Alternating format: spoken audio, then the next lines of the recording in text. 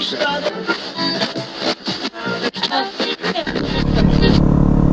guys, it's Chronicles of Solid here, and I'm here to do part 2 of my review on the Yamaha WR250R. Now if I sound a bit different, because I got a different microphone today, I'm using the cheaper one because this review will be in the dirt, so I don't want to break my shiny expensive one. I'm too cheap for that. But I thought I'd just turn the camera on before I get to the dirt, just because the hills are a nice view. For those of you here from WA, this is the Darling Range, I think, which travels quite some distance along the Swan Coastal Plain. It's about as hilly as Perth gets, but it's a nice view.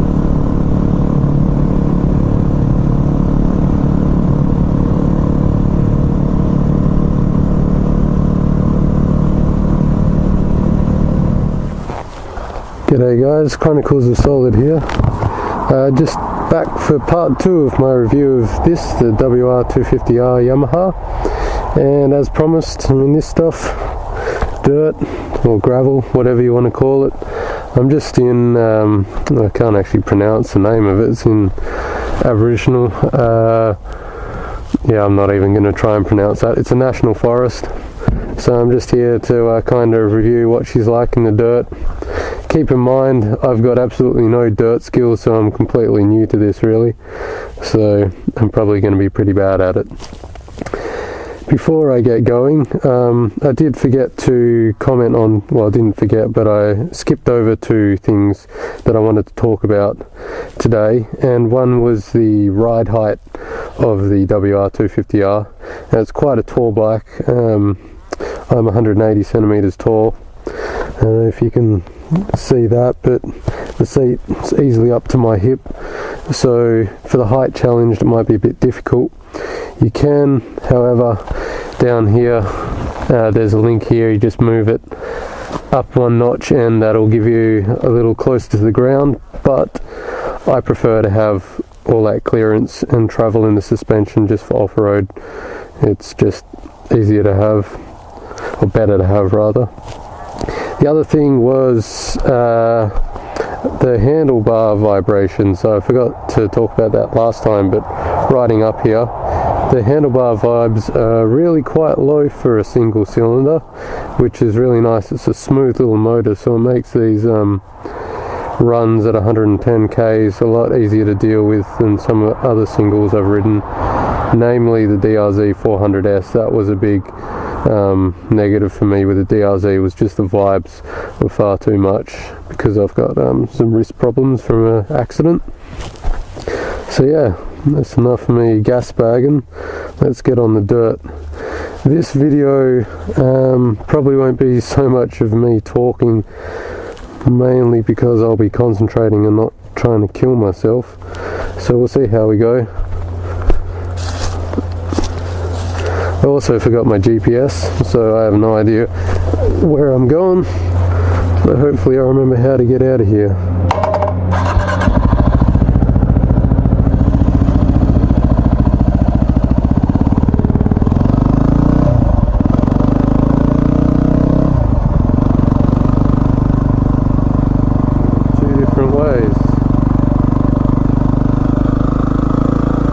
Obviously I've learned a couple of things, and that standing up has really helped.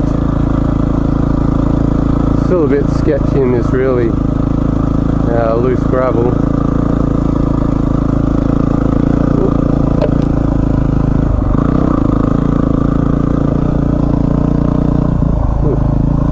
The tyres aren't all that amazing off-road, but they're certainly a step above what was on the BMW F700. Suspension, just I haven't really explored the limits of it. As you can see, I'm riding pretty gingerly.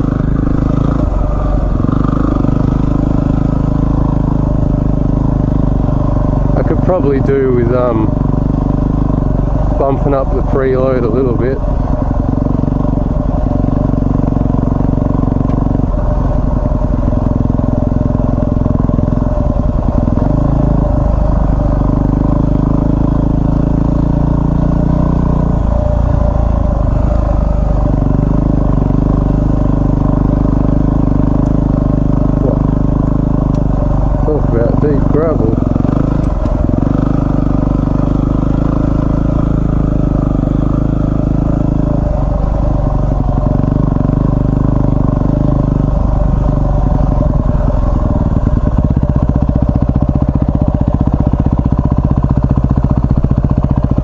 Well, this certainly got way more difficult than I anticipated, and I also have no idea where I'm going.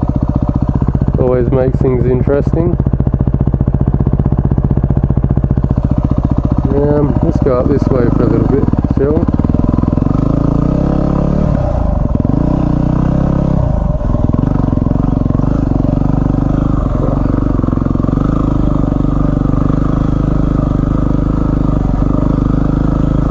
Yeah, handlebar height's much better now. I did ride it once off-road with the stock handlebars and they're a bit too short for me. So these aftermarket Pro tapers give me a little bit more and just make it easier. This is a nice open area. Let's go up here.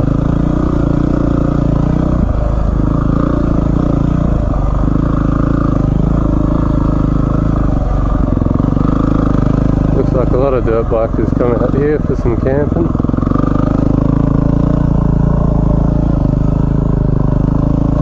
Pretty cool little house there. It's like a little track.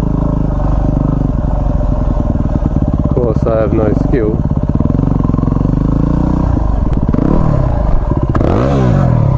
And we have it first down. Now that's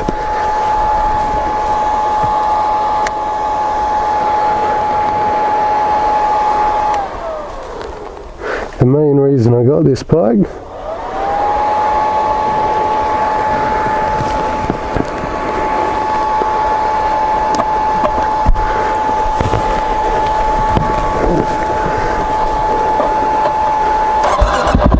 Oh good, started back up. I was getting a bit panicked there for a second. The main reason I got this bike was for that reason. I come off and I can still pick her up, which is just really important for me.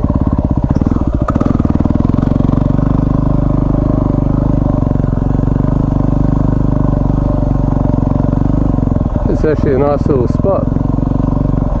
If I had a bit of skill, I could really enjoy myself.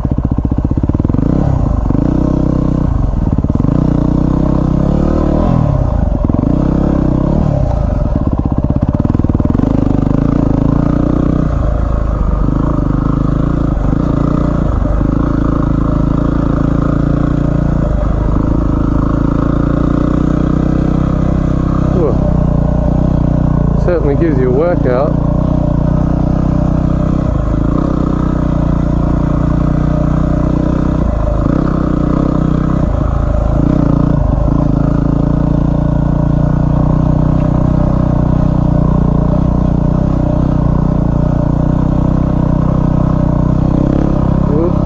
Stay on the pegs.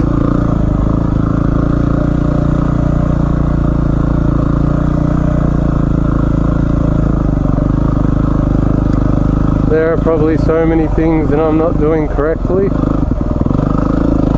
but I guess it's all part of the learning experience.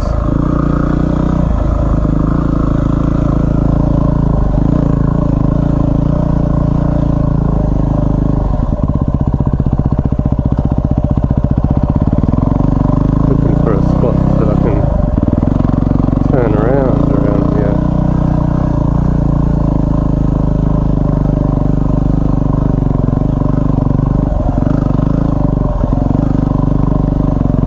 This is as good a spot as any.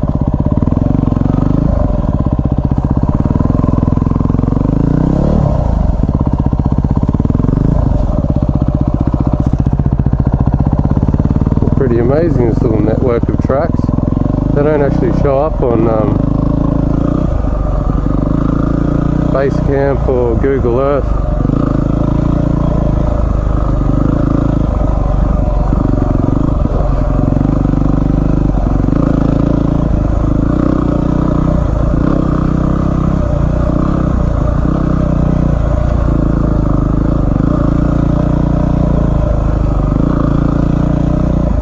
So that was my first drop of the WR2 back there, so I had laid it down in the garage just to check that it was light enough for me to pick back up.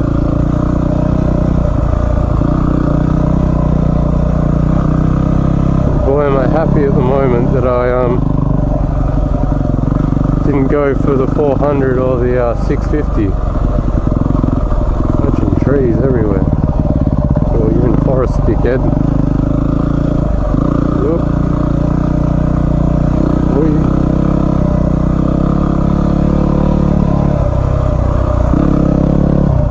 I was reading in sand the best method of getting through the stuff is just pinning it to get through. So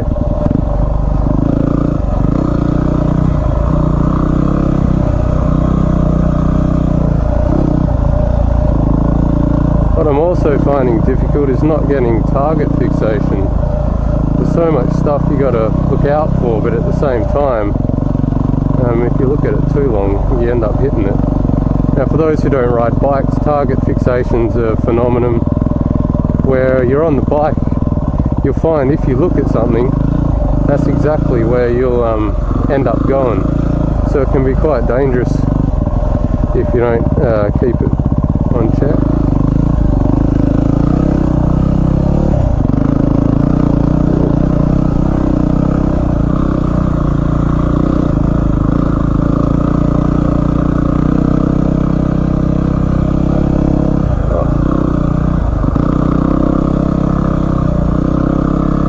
So apparently, first hill climb as well.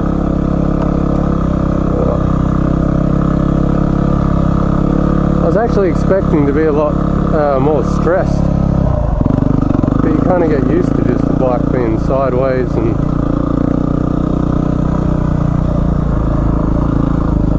arse about, etc.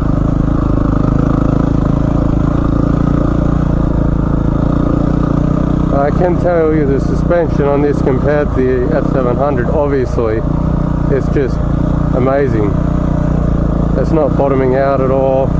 It's not too springy, like bouncing up and down too much. It just soaks up all the bumps, and some of these are fairly extreme. Well, at least for me. Some of you guys might be watching this and be like, what a bloody pussy.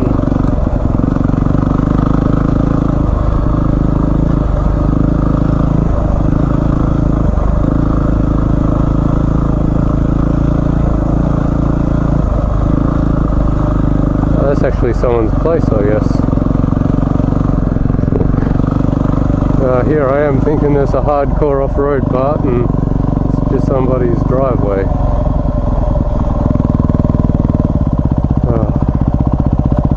Back to the highway. Well, I didn't die. That's a good thing. Yeah, so that's a little black. I don't think I even got any scuff marks from dumping it. Oh yeah, a few little scratches there. Meh. It's all part of the character of the bike. I've just got my little Wolfman Enduro fender bag. It's supposed to sit up here on the front, but I thought I'd just strap it to the back of the top rack for today. Just didn't want to put any extra stress on the front fender, which is fairly flimsy, without having to. Other things I should mention just quickly before I go. I know this is going to be a kind of a long video with all that running through the dirt, but crash protection stock. I mentioned I got an aftermarket back plate, but you don't actually get one with this bike. But what you do get that I noticed you don't get on some of the other dual sports, even though it's flimsy plastic, you do get a case guard. You can see I've already got some scuffs there, and you get this little rear brake guard as well, which is kind of nice. They're both plastic, so they'll probably break with one good fall, but it's better than nothing. You don't get one on this side. Yeah, I'm not sure why. Probably just to save money. Oh. Alright guys, so that's it for this review. I know there wasn't too much on the bike this time, like components wise, but I just wanted to show you how it goes in the dirt. I went over the tyres and the height of the bike and the bars. That was about it for stuff I needed to mention. I also went over the case guards and stuff. So once again, thanks for tuning in. Oh, here's a sign for the national park, so you know, you guys can get an idea of where I am. This is the Brookton Highway going out of Perth. So Midjaguru, if I'm saying that right, National Park. Now that sign says no motorcycles, but here in Western Australia that sign actually refers to non-road registerable motorcycles, so dirt bikes, some unplated enduro bikes. And that was another reason why I got the little WR250R, basically because it's road registerable, so it's a road bike, so it has all the rules applied to it that a four-wheel drive does, so I can pretty much go anywhere. So that just refers to recreational vehicles, that sign, so don't give me hassle about that.